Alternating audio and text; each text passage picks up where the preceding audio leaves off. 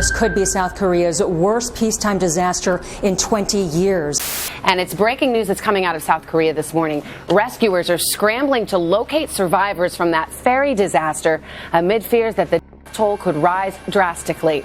Out of the 459 people on board, 4 are dead, 164 have been rescued, 291 are missing.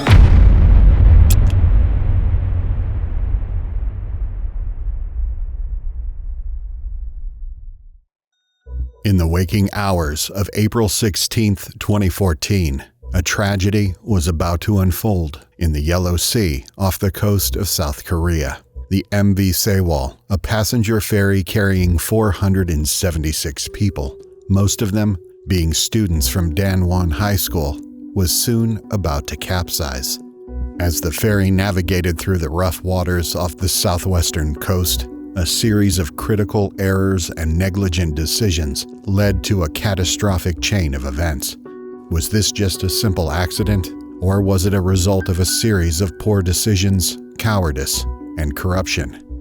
After a few hours of delay due to fog and poor vision at sea, the MV Sewol ferry finally set sail at 9 p.m. from the port city of Incheon, South Korea, destined for the popular tourist island of Jeju. On board were a total of 476 people, 33 of them being crew members and the rest passengers, including a large group of high school students from Danwon High School. These students, excited for their school trip, made up the majority of those on the ferry. Away from family, they enjoyed their youthful night out at sea with their friends, but little did they know, their journey would soon turn into one of the most devastating maritime tragedies in recent history. Beneath the surface, the Sewol was a ship with a troubled history. Originally built in Japan in 1994, it underwent a significant amount of change after being purchased by the Korean company Changheejin Marine in 2012. These modifications, which included adding extra passenger decks and expanding the cargo capacity, had altered the ship's center of gravity and compromised its stability for the sake of bringing in extra revenue per trip. On its final voyage, the vessel carried more than double its permitted cargo weight, with over 2,100 tons of freight loaded and inadequately secured. This frequent overloading issue was brought up by the previous captain, only to be ignored by the money-hungry owners of the ship. As the Sewol prepared to depart Incheon for Jeju Island, it was a vessel doomed by its own design. Overloaded, top-heavy, and in the hands of an inexperienced crew, the ferry was a ticking time bomb. All it would take was a single mistake, a momentary lapse in judgment, to unleash a nightmare upon the unsuspecting souls aboard. As the passengers on board were being served breakfast on the deck of the ferry, a domino effect of chaos would soon unfold. At approximately 8:48 a.m., miscommunication between the third officer and the helmsman, also known as the man directly steering the ship, caused the Sewol to make a sharp turn, leading the overloaded and improperly secured cargo to shift violently to one side. The sudden weight imbalance, combined with the vessel's already compromised stability, was proving too much for the ferry to handle. As the helmsman tried to turn the ship back to its balance, it was too late. The ferry was unresponsive. In situations like these, the quality of the captain of the ship more often than not translates the outcome. But as fate would have it, the ship's original captain was on leave, replaced by 69-year-old veteran mariner Lee Jun-seok. Captain Lee was accompanied by a crew that included many temporary and poorly trained part-time workers. Noticing something was wrong, a Danwon High School student surnamed Choi made the first distress call to an emergency hotline number. 배가 침몰해요? 여기 제주도 가고 있었는데 예. 여기 지금 배가 떠요. 지금 잠깐만요. 자, 지금 타고 계신 배가 침몰한다는 소리예요? 아니면 옆에 있는 다른 배가 침몰한다는 소리예요? 배가 조금 배가요. 배 이름이 뭡니까, 배 이름? 세월호요, 세월호. The ferry only made its first distress call 3 minutes later, at 8:55 a.m. Did the captain prioritize the safety of his passengers, or did he make choices that sealed the fate of those under his charge? With the ship leaning heavily and water slowly flooding the lower decks, Captain Lee faced a critical choice. The proper course of action, as dictated by maritime protocol and common sense, would have been to immediately order the evacuation of the ship. Every second counts, and a swift, orderly evacuation can mean the difference between life and death for those on board. Instead, Captain Lee and his crew made the inexplicable decision to instruct passengers, including hundreds of high school students, to remain in their cabins. This was repeated multiple times over the ship's intercom system, which led many to believe that staying put was the safest option. The students, trusting in the authority of the adults around them, followed the instructions to stay in their cabins. Many of the passengers were seen joking among friends. Some even recorded singing the titled track from the movie Titanic, unaware of the seriousness of the situation unfolding. 왜? 선장은 뭐 하길래? 아니 뭔가 걸린 것 같아. 타이타닉 된것 같아. While the news of the sinking ferry spread to mainstream media, a cruel twist of misinformation compounded the tragedy. Early reports, fueled by a text message from an education officer, claimed that all the students had been rescued. Families, desperate for good news, clung to this glimmer of hope, only to be proven wrong as time went on. A Coast Guard rescue vessel arrives for help.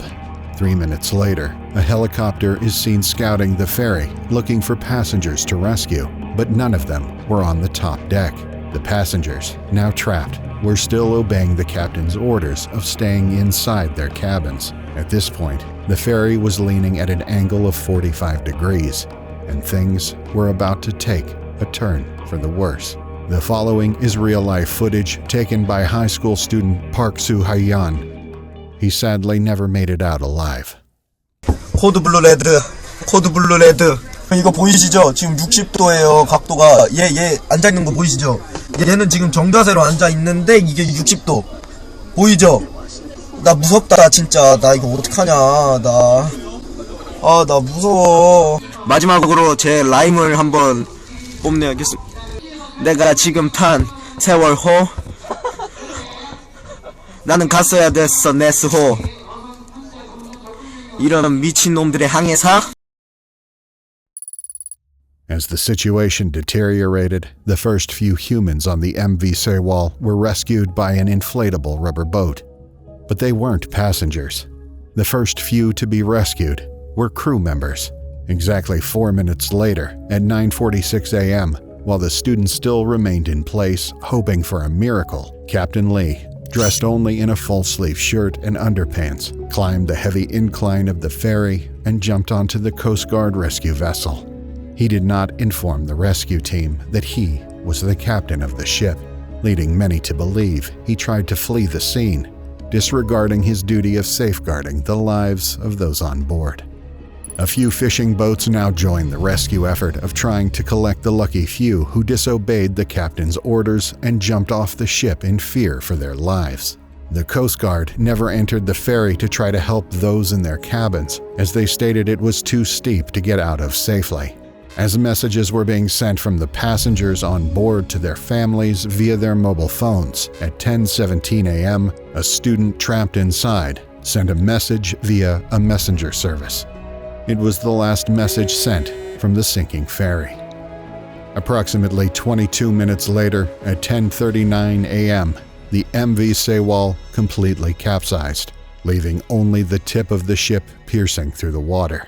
The screams of those inside had now stopped, leaving only an eerie silence. Out of the 476 souls on board, 304 perished, around 250 of them being students from Danwon High School. Choi, the boy who made the first distress call to the emergency hotline number, was among the many who tragically passed away on that fateful day. As time passed on, the families of the victims, their grief compounded by the initial false reports of safety, now demanded answers. On May 15, 2014, Captain Lee and 3 crew members were charged with murder. The legal proceedings drew widespread attention, with the public demanding justice for the victims and their families. Captain Lee stated to an investigating team that he was injured and thus was unable to help any passengers. But video recordings and eyewitness reports say that he was seen steadily climbing off the ferry and into the rescue boat. The court ultimately found Lee guilty of murder through willful negligence, sentencing him to life in prison. Other crew members received sentences ranging from 5 to 30 years for their roles in the tragedy. But one man was still missing from the equation of bringing rightful justice: Yoo Byung-eun, the owner of Chonghee-jin Marine, the company that operated the ill-fated ferry. Modifications to the Sewol, which had compromised its stability, had been carried out under Yoo's watch. Overloading of cargo, a practice that had become routine, was tied to the pressure to maximize earnings. As his history of cutting corners and prioritizing profit over safety came under intense scrutiny, Yoo suddenly vanished. The South Korean authorities initially offered 50 million won for any information that would lead to his arrest, but as tensions grew, that number was soon increased to 500 million won, or $500,000. Weeks turned into months, and still, Yoo remained at large. Finally, on July 22, 2014, police revealed that a body was found in a plum field 300 kilometers south of Seoul. It was Yoo. The body was found heavily decomposing, due to which the cause of his death is still unknown. Did he feel the pressure to take matters into his own hands, or was there foul play involved? That is for you to decide.